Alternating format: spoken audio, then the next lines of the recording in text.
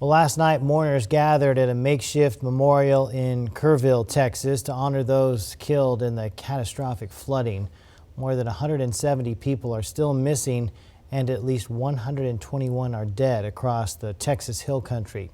President Trump and First Lady Melania Trump visited Kerrville to meet with families and first responders. ABC's Michelle Franzen has more. Exactly 1 week after floodwaters devastated Texas communities, President Trump and the First Lady visiting the flood zone. Gone to a lot of hurricanes, a lot of tornadoes. I've never seen anything like this. Meeting with families and local leaders in Kerr County, where dozens of people are still missing. Our nation, we mourn for every single life that was swept away in the flood, and we pray for the families that are left behind. We pray with them, we hug, we hold hands, they share the stories. The president has talked about potentially eliminating FEMA, but in Texas, he praised the agency's response. Some good people running FEMA. It's about time, right? We get some good ones. They failed us in North Carolina, but when we got in on January 20th, they fixed it up in no time. Trump was asked to respond to those who say more people could have been saved if warning alerts went out on time. Well, I think everyone did an incredible job under the circumstances. This was, I guess Christie said, a 1 in 500, 1 in 1,000 years. And I just have admiration for the job that everybody did. On the same day as the president's visit, a memorial held for 8-year-old Hadley Hanna, one of the campers at Camp Mystic. I'm going to miss the hugs, the daddy-daughter dates, the laughs, the passionate conviction. Pray for our friends, old and new, who are experiencing this profound loss alongside us. We ask you to hold them in their hearts as some continue to search for their little girls and others say goodbye in the coming days. Michelle Franzen, ABC News, New York. Such a tough situation. Shreveport firefighters are on the front lines of flood relief in Kerrville, Texas. Now 1 week into a critical deployment, 4 swift water rescue technicians from Shreveport are working alongside Arizona Task Force 1, launching boats, supporting search teams, and saving lives. The crew is based near Round Mountain, Texas, making daily trips into the flood zone. Fire Chief Clarence Reese says the team's commitment and compassion reflect the best of Shreveport. A retired nurse, her son, and a family friend say they were lucky to survive last week's flash floods. Jane Toller says she got a call from a friend in a neighboring cabin about 4 a.m. last Friday telling her the Guadalupe River was rising quickly and to get to safety. This is our house in Hunt, Texas.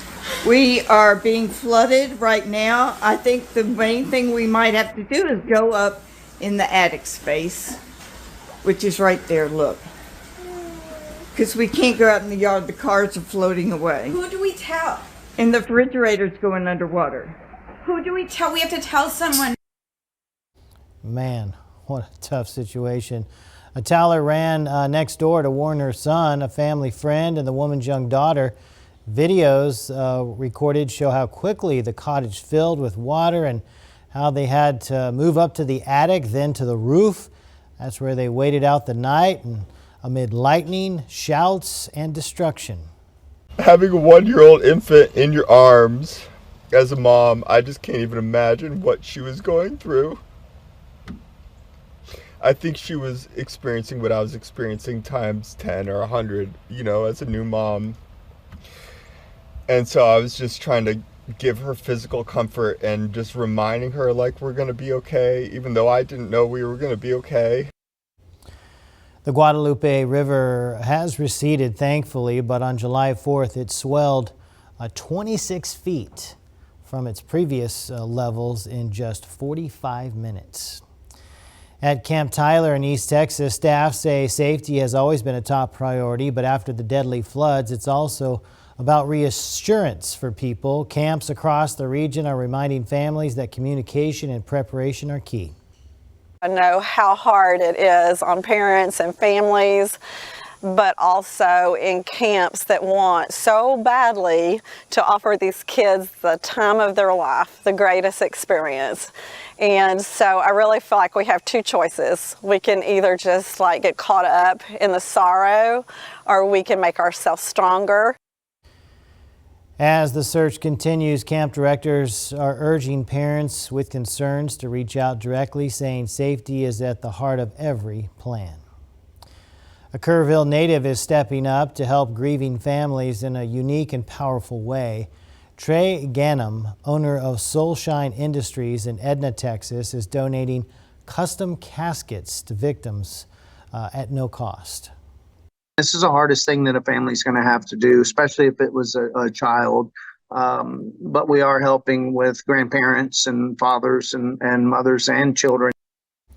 Ganem and his nonprofit foundation have answered calls from across the region with volunteers helping deliver the caskets as his team works around the clock. This isn't the first time that he's stepped up during a tragedy. He previously designed and donated custom caskets to families in Uvalde after the school shooting there.